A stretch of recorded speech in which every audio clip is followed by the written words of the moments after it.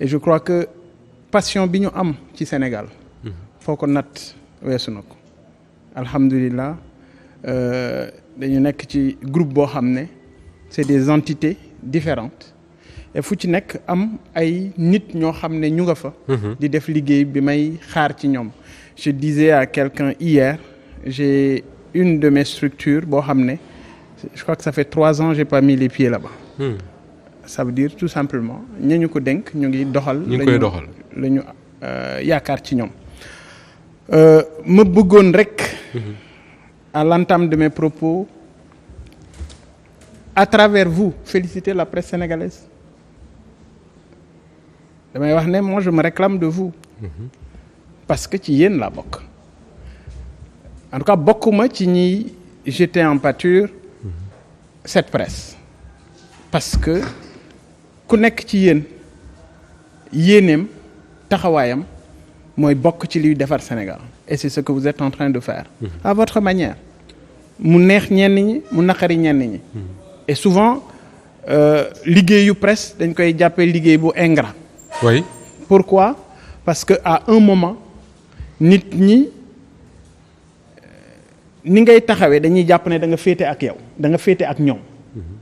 boo nekkee ci sa liggéey nekk nitu principe di continuer sa liggéey même bu ñu nekkee ci pouvoir bi. am na ci ñu bari ñoo xam ne dañuy jàpp ne tey jii da nga leen a contre. moom laay wax ingratitude bi. dégg naa suñu président buy jeexal bi. mu ne muy xas à la limite la presse. pourquoi parce que dem na ba bari pointer benn genre journalistique mooy. la revue de presse. ne moo tax ñenn ñi falu. mais xam nga vous yéen ñi nga xam ne vous êtes des experts dans le métier. xam ngeen ne ñi muy pointer du doigt c'est pas forcément la revue de presse moom moo leen fal. mais c'est des booy xool ñaar lañu et dañu nekkoon ci biir presse bi di def ay émissions yoo xam ne dafay relater des faits de société. lan mooy politique. politique mooy seet jafe-jafe askan wi indi ci solution. alors ñooñu ci émission yi ñu doon def.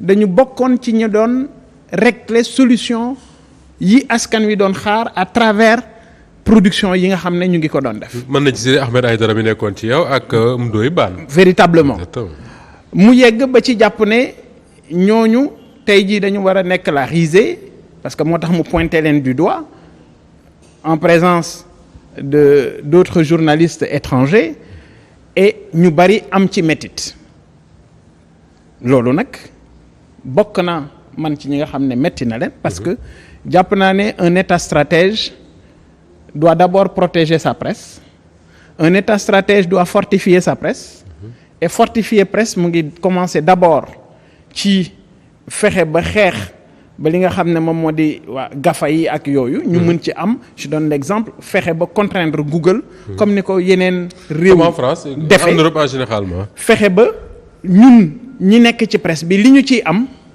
ñu am ko gagner ci sa vie normalement et je crois que c'est pas le cas. dinaa ñëwaat ci la relation entre le pouvoir de Macky Sall et avec la presse parce que bokk na ci lu ñu am yéene waxtaane tey. mais est-ce que quelque part sa engagement politique gênéwul le business est-ce que le business n'a pas subi des contre-coups de l'engagement politique wax nga sànq ne même bu la ko jot gi mayetul entreprise yi moom elles sont bien organisées am na ñoo xam ñoo ngi koy gérer mais xam nañ dëkk bi ak li fiy dox quand même yenn saa yi nga am yenn prise de position yi soo deful ndànk l'État va taper là où ça fait plus mal est-ce que quelque part entreprise yi subiruñ engagement politique mais ça je crois que Moustapha c'est le prix à payer yow ci sa bopp convoqué nañ la fi oui am nga chance parce que ñeneen ñi dem nañu kaso lan moo ko waral et tout le monde sait que c'est parce que dafa am position yooyu développé yoo xam ne d'accorduñu ci aujourd'hui du ñi politique rek ñoo war a am position anti-système je dis tey ñun ñi nga xam ne ñëpp ci les années 70 la ñu judd bari na ci ñoo xam ne tey ji dafa am beneen taxawaay boo xam ne ak beneen gisin bu ñu xaar ci ñoom bu ñu xaar ci ñun et du coup kenn ku nekk ak position boo mun a nekk da ngay assumer li nga xam ne moom moo di sa ay conviction et loolu bu ma jëlalee man sumay business mais même yéen fii. loolu tàmbaliwul tey. vivre ngeen ko avant ñun. dund nañu ko fii ci biir kër gi laata Sidi Lamine di nelaw it dund ngeen ko ak moom. bi mu fi génnee ngeen topp ligne ba mu tracé woon it yéen a ngi continuer di dund ces contre-coups. Pourquoi? Parce que le système est ainsi conçu. Système boobu dafa jàpp ne ñëpp dañu war a nekk comme la seule télé privée du Sénégal. xam nga Sénégal benn télévision privée moo fi am. muy ban. Sénégal benn télévision privée moo fi am c'est la RTS. pourquoi nga jàpp ne télévision privée la. ah non yéen fii bu ngeen invité wul les opposants oui. gars yi dañuy kaas. oui. mais kan nga gis muy kaas parce que demul RTS parce que kenn nangootul dem RTS. c'est bizarre Issa xam na ci dara boobu. parce que tout simplement. c'est bizarre. c'est vrai. Depuis 2012. benn nit moo ñëw accaparer un média privatiser la RTS privatiser ko def ko alalu boppam et du coup personne n'a accès à cela à ce support léegi nag lan la ñu war a def taxawaay bi nga xam ne am nañu ko pour défendre la démocratie sénégalaise pour défendre suñu réew pour défendre suñu avenir u njaboot je crois Moustapha loolu amul prix ñëpp la war man xam naa ne bi may dugg ci lii am na lu ma ci mën a fekk mais ñaata ci samay société ñoo tëj ñu tëj complètement parce que tout simplement ay pression jëm ci jàpp nañu ne foofu Bougane mën na faa am dara donc il faut lui fermer les robinets mais dama am lu ma gëm dama am conviction yu nekk ci man certains diront oui témérité la dëgër bopp la à la limite mais man jàpp naa ne sa doom yow Moustapha jar na ko jàpp naa ne les générations futures ñun dañu am obligation liggéeyal leen pour ñu am avenir bu gën ñun suñu bos et c'est bien possible donc je crois que c'est le prix à payer. J'espère que le temps dinañu permettre di wax un peu ci économie ak l'entreprise en général mais bala ñuy sore rek oui allez-y. Conseil constitutionnel parce que décision bi finalement génn na muy la liste bi nga xam ne moom la ñuy affiché mais amul tur bu changé mooy candidat yi nga xam ne ñun moom lañ gisoon muy 21 yi.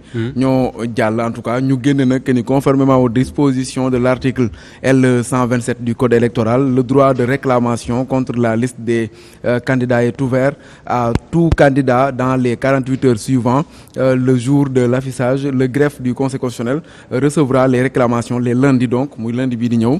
ak mardi ñu ne réclamation yi nga xam ne moo am hors délai yooyu noonu maanaam yu ko jiitu. wala yi nga xam ne mooy ñëw après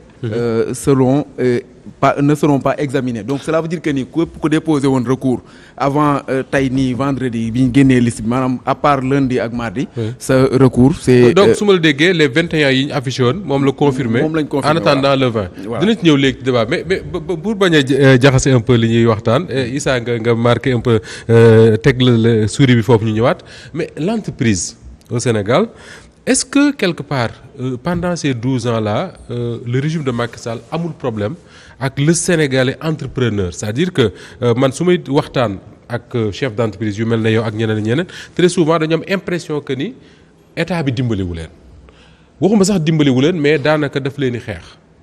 Il y avait un club des entrepreneurs sénégalais mais gis nañ fa ñu mujjee yow mi nga xam ne entrepreneur nga nekk sa business boobu di confronter à ces réalités-là. Pendant ces 12 ans-là lan nga mën a jàpp ci l'État du Sénégal wala le régime Macky Sall et l'entreprise quand je dis l'entreprise mooy l'entreprise sénégalaise. Moustapha. Depuis 1960 dafa am lu ñu gëmloo. mooy état mooy defar réew. oui. alors que réew bi la gën a baax économie mooy réew bi la gën a dëgër réew bi la gën a baax économie moo la gën a baax secteur privé. Malheureusement, au Sénégal, le secteur privé est dans les valises de l'État. lu muy tekki loolu. maanaam secteur privé Sénégal. li ci ëpp booy xool dañoo bootu ci état bu Sénégal. bu ñu leen yóbbaalewul du ñu dem. D'accord. Et loolu état c'est le système en général moo tëggee noonu parce que bëggul ñenn ñi am liberté bu war. pour mun a développer seeni activités et la preuve souvent ñi ci mun a demal seen bopp ba am benn marge bi dañuy am fitu sañ a taxaw comme Bougane wala comme Serigne Mboup ou peut-être comme Anta Babacar ne non lii fii dox gisuñu ne lii baax na war nañu ko mën a changer et malheureusement à côté ñu am ñoom ay leviers yu ñuy activer tout le temps pour di dal ci kaw nit xoolal ce qu'on appelle le club des employeurs. Oui. Est-ce que ça a changé? Et qu'est-ce qui a changé depuis 20 ans? Depuis ñi fi nekk ñoo fi nekk depuis Ablaye Wade. Le club des employeurs qui ne fait pas 100 personnes et man bërki dem xaw ma peut-être journaliste bi ma doon loolu moo ko intéressé wul ba xam ko mais bërki dem laa doog a xam ne y a un club des entrepreneurs français au Sénégal qui a plus de 200 membres. Ah oui. Ñëpp di ay tubaab ay français au Sénégal. Ah oui loolu man maa ngi ko xam. dans les avant 2007 ou 2008. parce que dans le domaine de la publicité en général. Voilà. Il y avait beaucoup d'entreprises.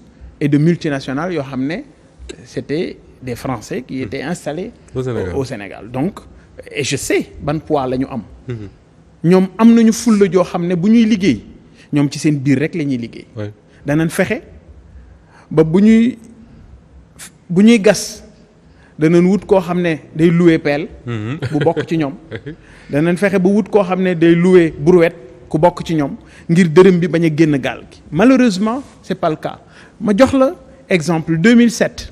ci la ñu defar la plupart des échangeurs yi nekk Dakar ñan ñoo ko defar c'est des entreprises sénégalaises non. ñoo ko defar oui 2007. 2022 nga ñëw soxla ne da ngay defar ay échangeurs. mooy seen échangeurs yi ñu def. ci Macky Sall def yu bari voilà seen ponts yi. 13 ponts yi xaw ma. kan lañ ko jox Matière SA une société française. mu sous-traité ko ak ay chinois yooyu même seeni camion dañ ko indaale maanaam camion yi ñu doon jël sax di ko louer ci Sénégal yi louer dañoo indi seen ay camion bopp indi seen ay manœuvre ak seen manœuvre bopp di def liggéey bi alors pourquoi parce que tout simplement après on te dira oui mais sénégalais la société sénégalaise boo ko joxee non liggéey bi du gaaw. oui ils disent amuñu moyen liggéey bi du demee ni mu war a demee. non mais parce que tout simplement bu ñu ko joxee beneen nationalité. nañu cay gaawee nañuy génnee nañuy defee décaissement yi day gën a gaaw fuuf ñu jox ko ab sénégalais. imagine en 2007 nga defaraloon sa bopp ay échangeurs. en 2022 que tu sois obligé d'aller sous-traiter. vous avez avancé wala da nga reculer. dellu ginnaaw la da nga dellu ginnaaw. aussi simple alors que tey waroon nañu mën a yegg ci dans la sous-région ku soxla woon defar échangeur ñu ne la demal seeti CSE. wala demal seeti CDE parce que c'est des entreprises sénégalaises en 2007. ñoo defoon lii wala ñoo defoon lale. c'est comme exactement li nga xam ne également liggéey bi baarataal def ci tranche bu njëkk bi ci autoroute bi. loolu baarataal moo ko defoon. et aujourd'hui ba fi may wax ak yow nii. moom la ñu yore ma ngay dox. am na yu mu defaroon aussi yoo xam ne gis nañ na mu mujjee. waaw mais non. xam nga loolu lan moo ci am solo. moo tax may wax ne parfois il faut qu'on évite d'utiliser ñoom seeni éléments de langage parce que loolu lañ ci jublu. bi ñu demee en justice. qu'est-ce qui s'est passé. kan lañ jox raison. aussi simple. parce que xam nga juge bi lu mu wax dafa ne moom ci conviction wam kii dañ ko defloo pour dugal ko ci trou bi xam nga ku ne la fii tali bi fii laa koy jaarale. nga ne ko jaaraleel ma ko fii mu ne la su ma la ko jaaralee fii tali bi du baax. nga ne ko sa yoon nekku ci. jaaraleel ma ko fi. c'est ça la vraie histoire. moo tax mu jaarale ko fa moo tax may wax ne dañu sacrifier les entrepreneurs sénégalais et sacrifier l'entreprise sénégalaise gis nga Issa. tant que nanguwuñu dooleel tant que duñu dem ci notion wu protectionnisme. tant que duñu dem ci notion wu patriotisme économique duñu mus a jóge ci trou bi nga xam ne. oui. il a tellement raison. 2002 ba 2010 toutes les routes en Gambie et entreprises sénégalaises ñoo ko tax. oui. mais actuellement les routes au Sénégal c'est une entreprise gambienne. moo koy tabax. au Sénégal gi waaw. oui. je veux pas citer le nom. non mais mën nga wax la zone dans la zone de Guinguinéo, dans le département de Guinguinéo. les entreprises gambiennes ñooñu. L'actuelle route nationale 4, nationale 5. Oui. Impact 165 km, Impact Sénoba. mais cela veut dire Bougane que. fi may wax ak que yow ces entreprises là fi qui may wax ak yow allez-y boo demee dans la zone de Xelkom Birane. zone boobu noonu. ci département bu Guinguinéo. da ngay gis ay camions yu Gambie ñooy yëpp latérite mu wóor la ne c'est parce que dañu nekk di exercer di liggéey au Sénégal effectivement. En 2002 ñun Sénégal ñoo demoon di liggéeyi Gambie. En 2023 waa Gambie ñoo ñëw di liggéey si ñun suñuy tali au Sénégal donc nga xam ne dañu dellu ginnaaw moo tax ma ne la. tant que demuñu ci notion boo xam ne dañuy yegg ci benn patriotisme yegg ci benn nationalisme. et ça nous ñu ngi koy wax ci programme bi ñu développé. dañ ne amatul benn étranger bu am sañ-sañu gagner marché Sénégal. c'est-à-dire même pour nga gagner marché Sénégal ce sera tellement compliqué qu'il faut un vote au niveau de l'Assemblée nationale. mais même boo ko gagner il faut nga def partage de nu ngi koy waxeeti d'expérience. transfert de technologie transfert de technologie. pour que yow li nga xam nga jox ñu ko ñun. ba bu ëllëgee suñ ko soxlaatee dootuñu dem. di ko wuti feneen. mais yemuñu foofu dañ ne le code des investissements il faut changer ça ba benn étranger dootul ñëwati Sénégal am société boppam. ça veut dire quoi 45% maximum nga mën a am les 55% sénégalais moom moo koy détenir. sauf que là parce que Mauritanie gii loolu moo fa am. Mauritanie sauf que là le tableau bi ngay peindre nii Bougane mais c'est à des années-lumière de ce que j'entends du côté du pouvoir quand je dis du côté du pouvoir mooy le candidat du pouvoir muy Amadou Ba man lire naa ko mu ne le seul problème dans les relations entre le Sénégal et la France par exemple c'est qu'il n'y a pas de problème du tout dégg naa tey ci suba gis naa ci benn journal mu ne il va créer 200 000 emplois par an là où Macky Sall avait promis 500 000 soit dit en passant mais su ma déggee li ngay wax ak ñoom li ñuy wax je me dis vous êtes dans deux mondes différents quoi. Qui dit la vérité finalement. mais c'est le Sénégalais et les Sénégalais qui vont trancher. C'est le Sénégalais que vous êtes. Oui. Ce Sénégalais qui incarne aujourd'hui ce Sénégalais buy revendiquer ne système bi dafa war a changer yow Sénégalais bi. yow xam nga fu dëgg bi féete. N'oublie pas qu'en 2019 dañu waxoon ne premier ministre soxlawuñu ko. Ouais. Après 2019 il faut mu gaaw fast track. ñu dem 2022. ñu delloo si ñu premier ministre. tey la ñu ko gën a ñàkk soxla parce que bii ñu ci am amul njariñ. tey la Sénégal gën a dellu ginnaaw. tey la Sénégal gën a nekk ci ay problèmes. Macky Sall dañ ko fal c'est le président sénégalais le mieux élu. Et quelque part ñun ñëpp dañuy toog ba si yàgg ñu ne est-ce que ñun on n'est pas comptable de ce qu'il a fait parce que ñun ñëpp dañu jóg massivement dem votel ko. Ouais. parce que dañu amoon yaakaar muy yow muy man muy ñu bari ñu toog ci plateau bi. parce que dañu amoon yaakaar on s'est rendu compte aujourd'hui que ça a été une supercherie. Au finish qu'est-ce qu'on a une ardoise de 14 000 milliards c'est-à-dire yow Moustapha say doom. bor moo nekk ci seen loos bu fekkoon ne tey jii dañu waroon séddoo réew mi duñ ci am dara bor la ñuy 14 000 fay plus de 14 000 milliards. mais état yëppay leb aussi. état yëppay leb aussi. mais on est d'accord. ouais. oui état yëppay leb oui mais leb dafay efficient. leb oui. pour faire quoi. bu fekkee ne da ngay leb pour tabax. mais kooku yow mën nga ko man mën naa ko ñun ñëpp kenn ku nekk mën na ko soxlawul xam-xam. signature président ni mu toll. mais bu fekkee ne da ngay leb dong pour tabax le problème ne se pose pas. Ouais. mais li am solo mooy nga am efficience ci li ngay defal sa population parce que leb dafa am endettement boo xam ne c'est pour un investissement social. Ouais. am endettement boo xam ne c'est pour un investissement buy jur. et ñun investissement yi nga xam ne lépp loolu lañu ci def. regarde wax ma ci ban moo ci am njariñ de manière effective. impacter dundu askan wi jox ma ci benn. bul ma wax TER parce que TER banque mondiale ci boppam nangu ci dugal xaalisam parce que dañ ne amul njariñ. et tu te rends compte que malgré tout le travail qui a été fait c'est aujourd'hui moins de 26 000 Sénégalais ñooy jël le TER par jour à l'aller comme au retour alors que dañu vendroon le projet pour wax ñu ne 110 000 Sénégalais ñoo koy jël par jour. Bougane foo jëlee ces chiffres là 25 000 Sénégalais par jour. ñoom ñoo ne du 17 janvier daaw. Oui. 17 millions la ñu am jëlal 17 millions nga diviser ko par 365. ñoom ci seen i chiffres man ci seen chiffre rek laay wax man du ma wax mukk lu jéggi ñoom liñ ñu wax mais dañu nekk ay kilifa yoo xam ne nga baal ma ci kàddu gi dañuy wax lu du dëgg ba nit ñi duñ ko gëstu et tey jii. boo xoolee li ñuy def ci xaalis ci terre boobu ci benn nit bu jël terre bi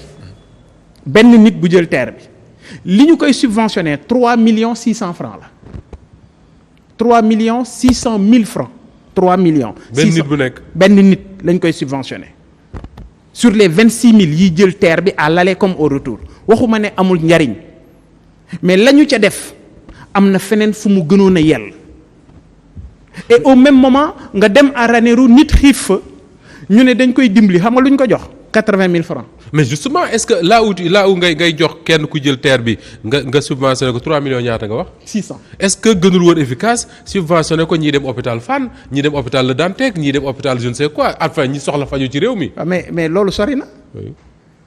tey yow boo amoon problème dans la zone de Rufisque. oui sa maçon daanu ca Bambilor wala mu daanu ca Gorom. buñ koy référé Dakar lañ koy indi parce que le département de Rufisque amul scanner. département de Rufisque bii nii may wax ak yow tey ku am problème Louga. scanner dañ lay référé pour nga dem Saint-Louis. vrai. parce que département bu Louga amul scanner.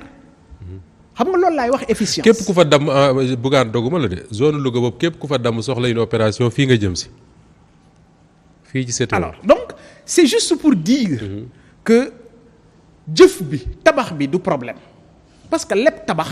ku ne mën na ko. mais ndax li nga def méngoo na ak li nit ñi soxla. ma dolli la tuuti rek. rapidement. est-ce que xam nga boo demee Kédougou du am na hôpital bu bees bu ñu fa tabax. Amath Dansokho.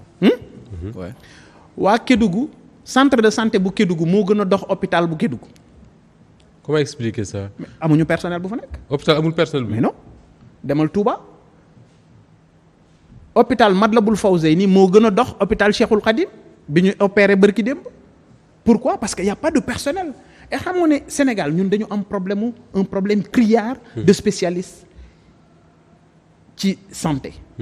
et ça c'est un problème qu'il faut régler le plus rapidement possible. Absolument. c'est pourquoi cette nous politique sanitaire là il faut la repenser. On a proposé un hôpital de simulation au niveau de Tivaouane Peulh où au moins 5000 spécialistes devront être formés entre 2 et 5 ans pour un budget d'au moins 265 milliards gis nga Moustapha. pourquoi la zone de Tivaouane Peulh. parce que boo calculer périmètre bi. au moins di nga daw sur 10 kilomètres pour am hôpital de référence dans la zone donc loolu la ñuy wax ne gis nga état il faut nga nekk dans des logiques prospectives. il faut ñun ñu war a xam ne Moustapha mu ngi dëkk bu ñu naan Katakel. Katakel gii boo demee 2030. dindil Katakel def ko ndogal. ma def ndogal. voilà. foofu laa d'accord léegi boo demee ndogal. oui. ndogal normalement en 2030. war nañu am 5000 personnes. 5000 personnes dañuy soxla nangam ci médecin. dañuy soxla caserne sapeur pompier. dañuy soxla brigade de gendarmerie dañuy et en fonction de ça. ngay def ce tableau prévisionnel. Absolument. et malheureusement. vous avez l'impression que ñun ñi ñu jiite. dañuy làmbaatu. et loolu la ñu bëgg mu dañ ci réew mi Moustapha. très rapidement bala ñu dugg sur les questions politiques dinañ waxaat économie parce que on aura le temps. Bougane Gueye est-ce que quelque part su ma lay dégg ngay wax mënuma jàpp ne un Serigne Mboup un Bougane Gueye Dany wala une Anta Babacar Ngom candidat à la présidentielle mënul bokk ak les politiques yi ñu miinoon ci réew mi ñuy nekk candidat vous avez pratiqué l'entreprise créé ngeen ay emploi xam ngeen difficultés yi en général xam ngeen fan mooy metti suñ ko mën a waxee noonu. Moustapha. dama lay yóbbu ci benn waxtaan bu ñu may nettali diggante Abdou Diouf ak Serigne Abdoul Ahad Mbacké. sëñ bi di ko laaj naka la ñuy jiitee réew. président Abdou Diouf delloowaat ko question bi mais la mu ko wax en résumé. mooy ñi ñu jàppee ñoom ni ñuy jiiteeb réew mooy fexe. yow njiit li fu njariñ nekk nga dem wuti ko boo ñëwee séddali ko ñi ko soxla. te yow ci sa bopp nga nangu caa gën a néewle. Moustapha. Une entreprise ak un état. lenn rek moo leen différencier la taille. parce que quand c'est en entreprise da ngay liggéey pour du profit. Oui. Bénéfice. Oui. mais bénéfice boobu fii ci état da nga koy reverser le plus gros sur du social. c'est-à-dire delloo comment ko ci faire? nit ñi. delloo ko nit ñi tey li ñu am ci Sénégal li ñu am ci alal ci réew mi bu ñu ko delloo woon ci askan wi wóor na kenn du nekk ndóol wala boog nit ñi bu ñu ñàkkee it dana néew lool. Moustapha dañu nekk ci réew moo xam ne fonctionnaires yu Sénégal ay milliardaires lañu. Oui. Sénégal rek nga gis dem nañu ba ñun ñii ñëpp personne n'est scandalisé bu ñu nee la diw mi am na xaalis alors que fonctionnaire. alors que là où les chefs d'entreprise par exemple ñi ngi bëgg a dee commerçants yi ñi ngi bëgg a dee ñi nga xam ne ñoo waroon nekk les riches les fonctionnaires enfin parce que affaire là les milliardaires de ce pays ñi ko waroon nekk ñoom ñoo sonn tey. mais Moustapha. oui. yow ça fait au moins 15 ou 17 ans nga nekk ci liggéey bi. wala lu ko romb. oui romb na ko. mais tey yow pour nga am kër goo jëndal sa bopp. mais jafe-jafe la. oui metti lool. xëy na xalaatoo ko. mais ñeneen ñoo xam ne seen position ci état wala seen ascenseur politique. bu ñu jël tax na ñoom mën nañu tabax R+8 ci sa kanam.